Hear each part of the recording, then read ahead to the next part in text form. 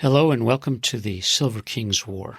I'm Michael Sievers, the writer, producer, and creator of this podcast series about my father's Second World War as a B-26 bombardier.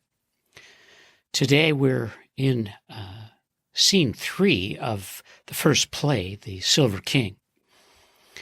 Act 1 is entitled Stanley's War, and Scene 3 is titled Bomber School.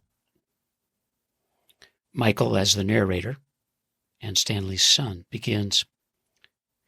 Aviation Cadet Stanley Lester Silverfield, 14103064, has satisfactorily completed a course of instruction prescribed for aircraft observer bombardier. This scene is Stanley's bomber school graduation in January of 1944 at Carlsbad Army Airfield, Carlsbad, New Mexico. Stanley saw Joe DiMaggio in Santa Ana, rode to the Sugar Hill Bar and Biltmore Hotel in a rented convertible, and completed gunnery and gambling school in Las Vegas. He is officially the Silver King.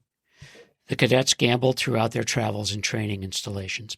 Stanley won often, became the king, and saved the cast for social life. Los Angeles loomed large as his guys did gigs, imagined clubs, and pretty girls. The Biltmore's Gallery Bar was an epicenter of the Army's rest and relaxation operation. The hotel opened in 1923, the year the king was born. Santa Ana Army Air Base was a parking place for Stanley's group, Squadron 81 Bombardier Navigation School. They arrived on June 13, 1943, after a 5-day Pullman car ride from Nashville. Staging units was difficult. The Army sent people where they had space, and waiting meant anxious, feisty, restless soldiers. Their Western Training Command courses were Maxwell Field pre-flight repetition and classes in code, math, physics, and aircraft recognition. The irony of Santa Ana Army Air Base is that it placed Air Cadet Silverfield at an Army Air Base 1 mile from where Glenn L. Martin built his early planes. While the king awaited his next installation assignment, he read the Los Angeles Times every day.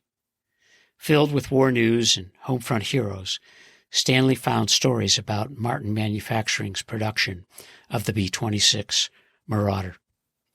The Army Air Force's Western Flying Training Command address was 1104 West 8th Street, Santa Ana, California. The Martin family bought an apricot ranch when they moved west in 1905. Clarence and his son, Glenn, sold Maxwell's and Ford's from a dealership in town. Glenn worked on engines and leased a vacant Santa Ana church at 2nd and Main Streets in 1909. 34 years later, in the summer of 43, the Silver King drove a convertible to the Biltmore Hotel. Then the desert looms. July 16, 1943, Las Vegas Army Gunnery School, and their motto, aim well, shoot straight. Stanley's squad has 6 weeks for aerial gunnery, 4 weeks in class and on the range. Then 2 weeks from bombers and living 43 miles from the base at 3,000 feet above elevation in Indian Springs, Nevada. It's 120 degrees, and reveille is at 0450 in coveralls. The heat made it the toughest school, and on July 27th, it reached 142 degrees. Stanley's rating was 98 average all classes, 100 score for blind assembly of the .50 caliber machine gun. His first bomber mission training ride was the A-29. Then the Flying Fortress, the B-17, and he wrote, "That plane is undoubtedly the sweetest thing in the air. It's like a big limousine that floats in space." The U.S. Army after World War I surveyed western inland states for airfields. Indian Springs Army Airfield, 43 miles from Las Vegas, began operations in February of 43 for air-to-air gunnery training. And ironically, gunnery school was new for the air cadets, and it had a swimming pool. The king loved Las Vegas and wrote descriptively about the Strip, casinos, gaming, and women. Stanley's second trip included the complete squad, which rode a convoy to the El Rancho Vegas, El Cortez, and Apache casinos. The morning after his first Las Vegas visit with a 6-hour pass to the last frontier, Stanley described his GI haircut in an August 1 letter. And that day the Army Air Corps sent 178 B-24 Liberators from Benghazi, Libya, to destroy the Nazi oil depot at Ploiești, Romania, near Bucharest. Days later, the king found a Los Angeles Times front-page story about Operation Tidal Wave, which lost 446 men and 88 B-24s. Black Sunday is the most highly decorated mission in American military history. Stanley had a girlfriend at every installation and wanted to marry each one. His mother thought those were bad ideas. She was clear and firm that he should finish his war first. Stanley's reassignment from Nashville, based on his test scores, was for bombardier training. He knew the infantry was hell, and he still wanted to fly. The arduous journey to Carlsbad meant seeing America's West and waiting for the Army to move people. Many of the waiting days were at Santa Ana Army Airfield. Logistics challenged the cadets through training days and uncertainty. The king and his guys loved Los Angeles. Movie stars, shows, bars, street life. He was 20. Bomber school was grueling and redemptive. The Air Corps added a 6-week navigation school to his class. It was 4 intensive months of classrooms, practice runs, and field exercises. Class 44-1 was the first triple-threat cadet group, gunnery, bombing, and navigation. And each cadet, before their second lieutenant commission, completed a last will and testament. The king writes his will, dated January 14th of 44, with his possessions going to his father, Milton. His witnesses, fellow cadets, were Kinsey S. Reagan of Nazareth, PA, Anthony A. Ruggieri of Chicago, Illinois, and Vernon L. Schmoke of Detroit. Their missions meant drills, scores, night work on big planes, and hours of trying to hit the shack. The king's job, while sitting in a bomber's blister nose, became a 3-step mantra: arm, aim, toggle. Arm, aim, toggle. 300 miles north in the secretive Pecos Valley, near the Rio Grande River, the American Army had purchased the Los Alamos Ranch School for Boys in November of 42. Robert Oppenheimer and Leslie Groves led the Manhattan District Project based in New York City, which FDR announced in August of 42. The address, Site Y, Post Office Box 1663, Santa Fe, New Mexico. America began its atomic weapons development late and entered a frantic race against the Axis powers led by Germany. Over months in 1939, scientists at Columbia University in New York City met with federal experts about their concerns in atomic energy research. In July of 39, physicists Leo Szilard, Eugene Wigner, and Albert Einstein wrote a letter to FDR and arranged for its October 11th delivery by a Roosevelt administrator, Alexander Sachs. 10 days later, the president appointed an advisory committee on uranium. More than 2 years later, through frustrating and difficult negotiations, the scientists finally saw the nation's government focus change. FDR's people were ready to do business. And on December 6th, 1941, Vannevar Bush, the director of the Federal Office of Scientific Research and Development, announced that America would commit to a comprehensive atomic energy research. The nation entered World War II on December 8, 1941.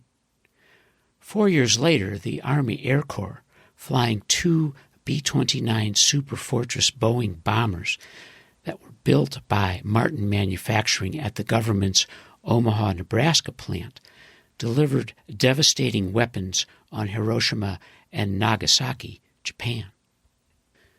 The Enola Gay dropped Little Boy, a uranium-235 nuclear fission bomb on Hiroshima on August 6th of 45.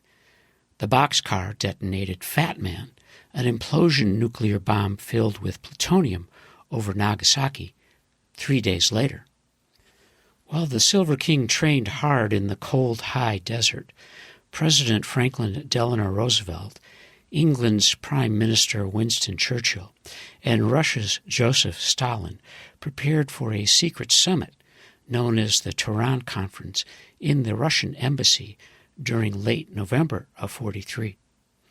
The Allies' Battle of the Atlantic and Operation Husky for Sicily made a European invasion plan possible. And during the fall of 43, preceding the Tehran meeting, the 8th Air Force Martin Marauders made steady cross-channel raids on German bases in France. This is the narrator, Michael, reading a June 7, 1943 letter that his father wrote from Nashville. Dearest ones, didn't have time to write. Am leaving for Santa Ana, California in about an hour. That's a long way from here, and I dread the trip, but I'm tickled to death to get out of here. I'll write if I can on the way out. Then, when I get there, I'll write a longer letter telling you what's been happening. So now I'm on my way to accomplish a threefold purpose: get my commission, get a wife, and get a job after the war. I've got a feeling this is the big change in my life. Everything is going to work out swell. I love and miss you, Stan. 1 year after his ride to Nashville, the Silver King has reached for the stars. The Carlsbad class 44-1 flew via dead reckoning and pilotage without celestial navigation. Stanley's rise from despair to gold bars as a second lieutenant Air Corps was courageous. Bomber school became his mission and mandate. His redemption from pilot washout became absolute. On the train from Santa Ana Army Air Base to Las Vegas, a 90-minute dinner stop became the Biltmore Hotel Bar World, and a missed train meant an AWOL night in Los Angeles. 5 punishment tours followed the Silver King to the desert. Michael reads a letter that his father wrote on Sunday, September 19th in 1943 from Carlsbad, New Mexico. Dearest ones, it was swell hearing from you and to know you're well. I hope you didn't worry this past week because of not hearing from me. I should have told you not to expect to hear from me but once a week. My schedule is so arranged that it's impossible to find time to write. Therefore, Sunday is the only day I'm free to write. This past week was plenty rugged, and I'm still trying to recuperate from it. Every day I had 10 hours of school. That includes the night classes. It's a terrific grind, but funny as it may sound, I don't mind it at all. The work is so extremely interesting that the time passes unnoticed. It was all navigation, which is all new and fascinating to me. It isn't terribly difficult to master so far, but there is just so much to learn. Each night I come back to the barracks with my head spinning. Yesterday I had a 4-hour exam which covered the entire week's work. I used to think a 3-hour college exam was tough, but that one yesterday surely puts them in the shade. I don't think my brain has ever been so overworked. I was completely fatigued mentally. There will be an exam like that every Saturday. You can easily see what a well-educated man I'll be. This next week, I start learning about the bomb site, and this, with navigation mixed in, should be a lulu. By the way, I'll have you know I'm in the process of making history. I'm in only the second class in the country to go through as a bombardier with a rating as a dead reckoning navigator, and the first class will be commissioned only 3 weeks before us. We get everything a navigator learns except celestial navigation. The program is so new that it hasn't even been completed. You should see all the equipment I drew. Besides the navigator bombardier kits, I have a winter flying suit. It's one of those fleece-lined affairs, jacket, pants, helmet, and shoes. One of the fellows has a camera, and as soon as we can get hold of some film, we will take pictures. I also got a fitted parachute. Altogether, it must total well over $1,000. Thanks for offering, but I don't need a thing. I'll be out of quarantine Wednesday, so we'll call the first chance I get. And don't expect to hear from me until I write you next Sunday. Keep well and write soon. Love to Ida. Love and kisses. Stan. As the lights go up on this scene, the room is filled with growing anticipation.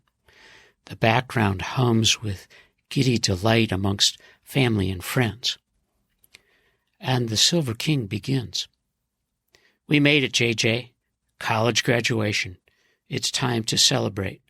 And not that we haven't over these months. The hotel guys know us. And JJ Sherry, rather bemused. That's right, Rumi. We did it. It's you they know, Stan. Your parties became legend. Sober was a challenge. You're not even legal. Do your folks drink? And the King. Oh, our parties, JJ. No kidding. My name is almost magic in this town. And yes, they do. My mother will buy you a cocktail tonight. She's famous for tight. And Michael, watching his father and JJ as they prepare for a wonderful day, knows that these men have made early peace with their war preparation. Their banter an easy, comfortable exchange.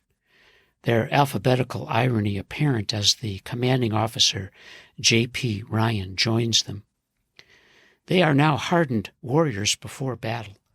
Young men, their innocence long gone, the unknown sits on their horizon. They will ride to war, hope to live and dream of peace. Every mission will drive a ship, and they will arm, aim, toggle. And now the Silver King begins the job that matches him with perfection, and Stanley pulls a Lucky Strike pack and a Ronson lighter from his dress jacket. He offers the Luckies to John Sherry and Colonel Ryan, strikes his Ronson, and smoke floats and dreams rise. And the Silver King, beaming, begins. We worked so hard to prove our place in this man's Air Corps. Respect is ours right now. We fear the unknown, but not what's between here and there. And JJ? Yes, we worked hard together, and without you, Stempler, and the guys, I'm not sure I'd be here today. And the King, acknowledging Sherry's work. It's true. The Army's alphabet made us brothers in the air, a squadron. 18 weeks to wings, 10-hour navigation days, and only the second class at Carlsbad. We're pioneers. And JJ? And then, King, we met our golden goose, the Norden bomb site. Of course, not before brutal days, gigs, and haircuts. Do you think we'll get the B-26? And the King. I hope so. I hear that plane is hot. God, I loved L.A., Hollywood, Beverly Hills, beautiful women, the Biltmore. Those gigs were worth it. A 14-pound rifle rode easy. Still, Chicago's my girl. And J.J. Sherry. Well, King, we are the aim well, shoot straight, hit the shack warriors. 6 months from Indian Springs to Carlsbad, 50 calibers to bombs away. This is the commanding officer, Colonel J.P. Ryan, addressing his cadets who are about to become second lieutenants in the Air Corps. Aviation cadets, Sherry, Silverfield, brothers bombardiers, you have finally completed your training and received your commissions as officers in the United States Army Air Forces. The school is proud of your achievements, and each individual instructor is proud of his work. However, while you are better trained at this point than the majority of those bombardiers who have made the name famous, you will still receive further training whether you go to active combat duty or remain to instruct others. So far, your instruction might be compared to college work. You now go into the postgraduate phase. We are all sure you will carry the same enthusiasm, discipline, and loyalty which you have shown here into the next phase. In the not-too-distant future, and in all probability, the majority of you will serve on the many battlefronts of the world.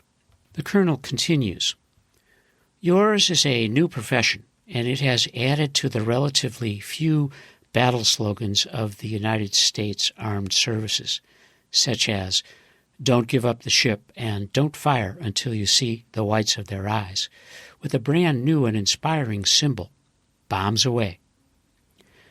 Today, now and forever, it's bombs away, Class 44-1. Good luck and Godspeed.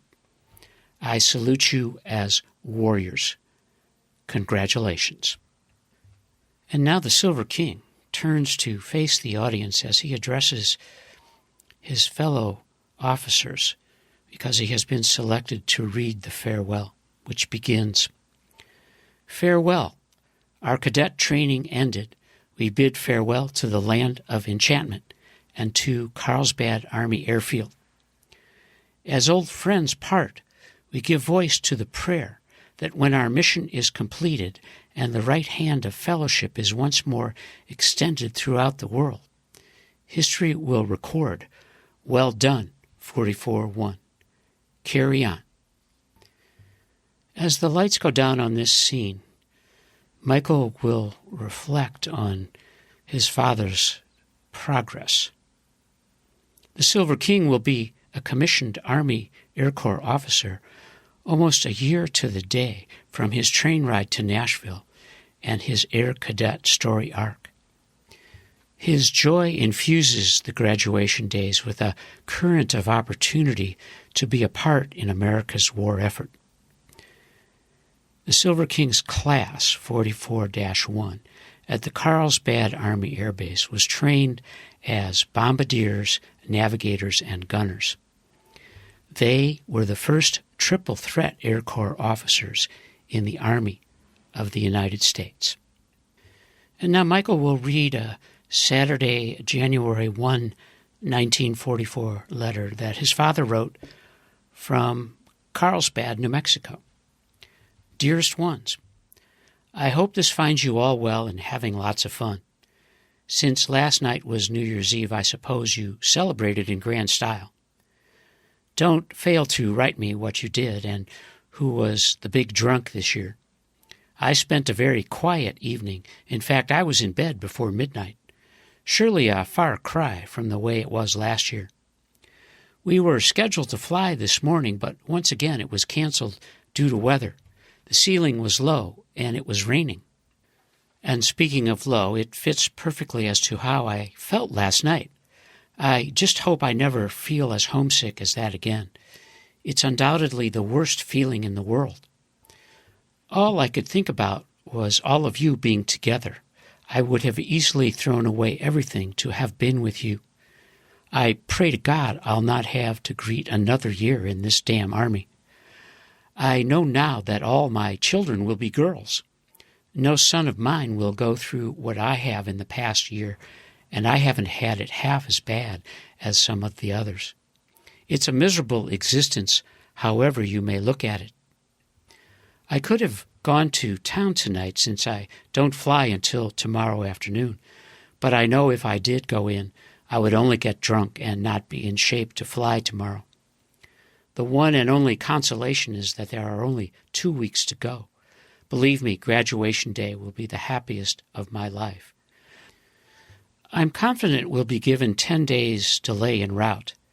And not many days, but you can be sure I'm going to live a lifetime during it. So don't be surprised if you suddenly gain a daughter-in-law. Of course, it will be someone you've met and know. There's no telling how long I'll be in this country.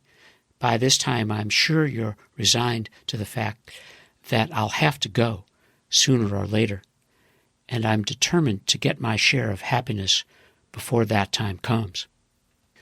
Some people might think that's a selfish attitude to take and even unfair to a girl, but I know different. I know it can be done.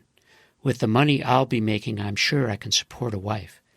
And even if it is a struggle, it couldn't be as bad as the lonely nights on an army post.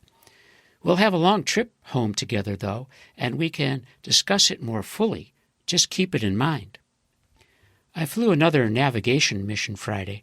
It was a follow-the-pilot type.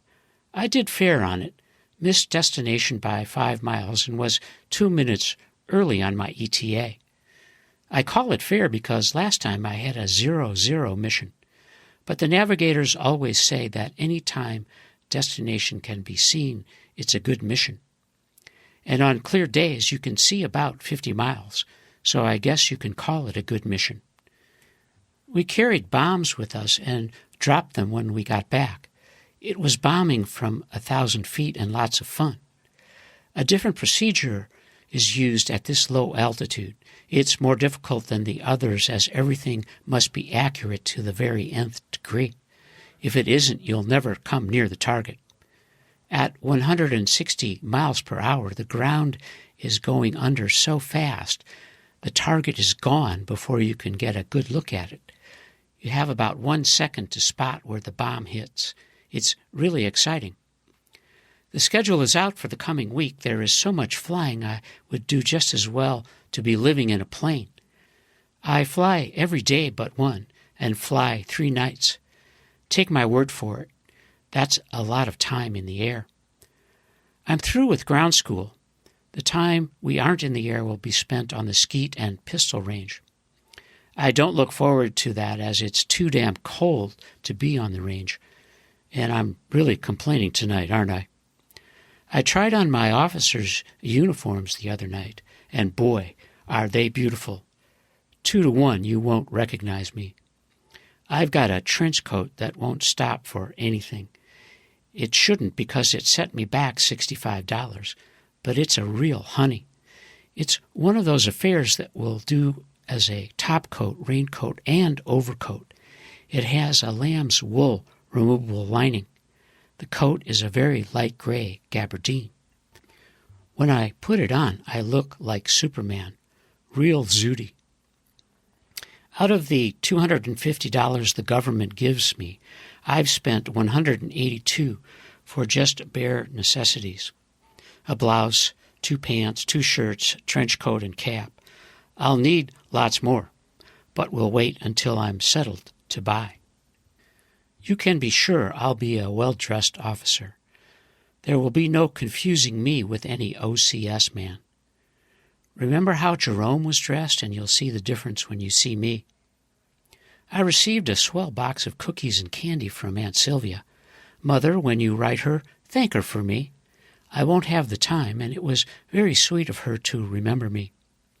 I'm hoping to call you in the morning, but if I don't get through, you'll know I tried. No more news. I'll try to write again during the week, but it looks doubtful. Keep well. My love to everyone. Write soon.